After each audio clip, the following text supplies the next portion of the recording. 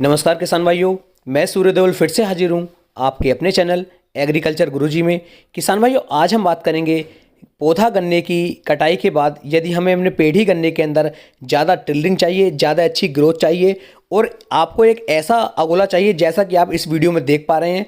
आप देख रहे होंगे इस वीडियो के अंदर जो अगोला दिखाई दे रहा है, जो गन्ना दिखाई दे रहा है, आपको बिल्कुल हरा भरा गन्ना दिखाई दे रहा है।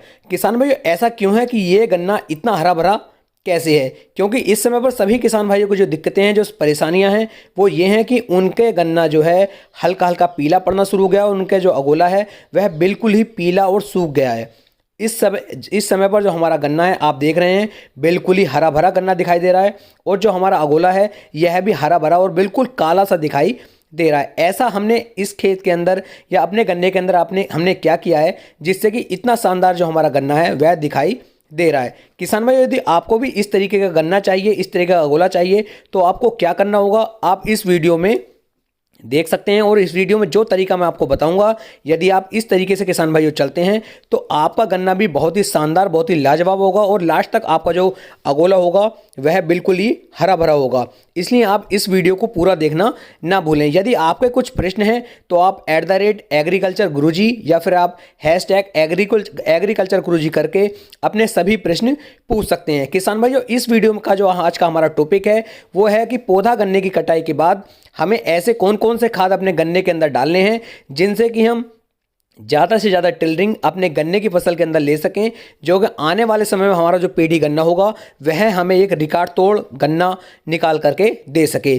किसान भाइयों, जो खाद आज की वीडियो में आपको बताने वाला हूं, यदि इन खादों की मात्रा आप इसी तरीके से डालते हैं जिस तरीके से मैं आपको बता रहा हूं, तो मैं विश्वास दिलाता हूं, मैं जिम्मेदारी के साथ कह सकता हूं कि आपका जो गन्ना जो आपका पेठी गन्ना होगा यह बहुत ही अच्छा और रिकॉर्ड तोड़ गन्ना निकाल करके आपको आने वाले समय में दे सकते हैं। इस खाद को डालने से पहले किसान भाइयों आपको अपने खेत के अंदर सिंचाई नहीं करनी है। इस खाद को पहले आपको डालना है और उसके अगले दिन आपको अपने खेत की सिंचाई करनी है। और किसान भाइयों, इस सिंचाई करने के लगभग 10 दिन के बाद आपको अपने गन्ने पौधे की दोबारा से सिंचाई करनी पड़ेगी। ऐसा बिल्कुल भी ना करें कि आप दूसरी सिंचाई में थोड़ा सा टाइम लगाएं। यदि आपने थोड़ा सा टाइम भी दूसरी सिंचाई में लगाया तो आपका गन्ना ऊपर बढ़ने की बजाय नीचे खिसकना भी चालू हो जाएगा। क्योंकि जो खाद मैं आज आपको बताने वाला हूं इसे मैं पिछले 2 से 3 साल से लगातार उपयोग में ला रहा हूं और आप इस बात का ध्यान दें कि इस पानी लगाने के लगभग 10 दिन के बाद आप दोबारा से पानी अपने गन्ने के फसल के अंदर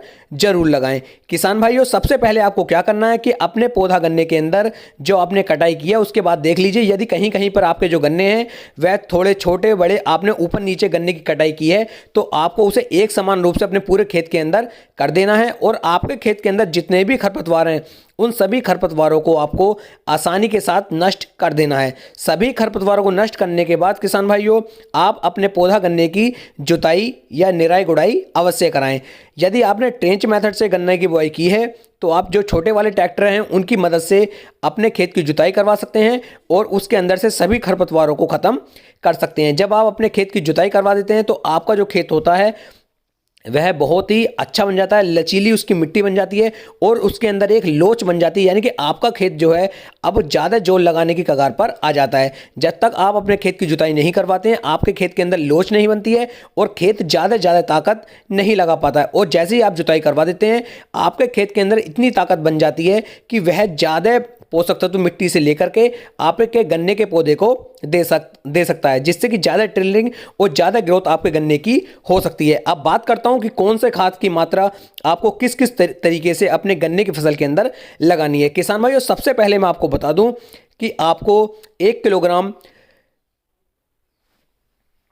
फिप्रोनिल ले लेना है जो 5% एससी फॉर्म में आपको लेना है। और 1 किलोग्राम फिप्रोनिल लेने के साथ साथ किसान भाइयों आपको लगभग 500 ml थायोमेथोक्सम भी लेना है। और थायोमेथोक्सम के साथ साथ किसान भाइयों आपको 10 किलोग्राम सागरिका की आवश्यकता भी इसके अंदर पड़ेगी। और साथ में आप लगभग 50 किलोग्राम यूरिया भी मिक्स कर लें। यानी कि मैंने आपको 4 खाद बताए हैं जिसमें आपको फिप्रोनिल 1 लीटर में 5% एससी फॉर्म में आपको लेना है, थायोमेथोक्सम आपको आधा लीटर लेना है, साथ में आपको यूरिया की मात्रा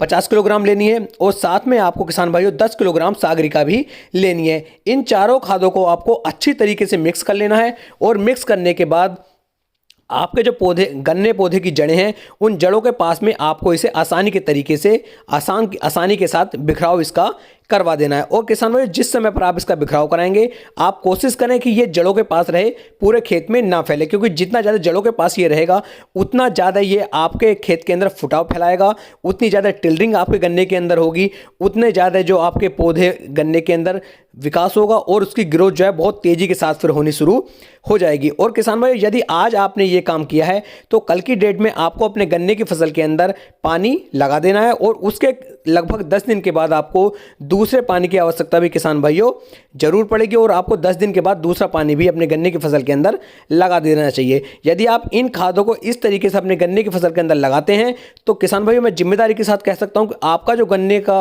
उत्पादन आएगा आने वाले समय में वह बहुत ही शानदार, बहुत ही लाजवाब और रिकॉर्ड तोड़ गन्ना आप अपने गन्ने की फसल से निकाल पाएंगे।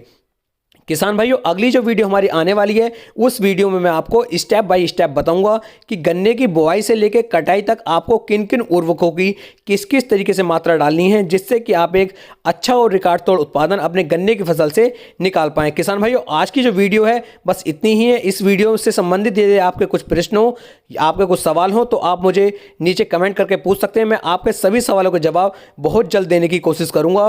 तो किसान भाइयों फिर मिलेंगे एक नई वीडियो में एक नई जानकारी के साथ। तब तक के लिए जय हिंद, जय भारत, जय किसान।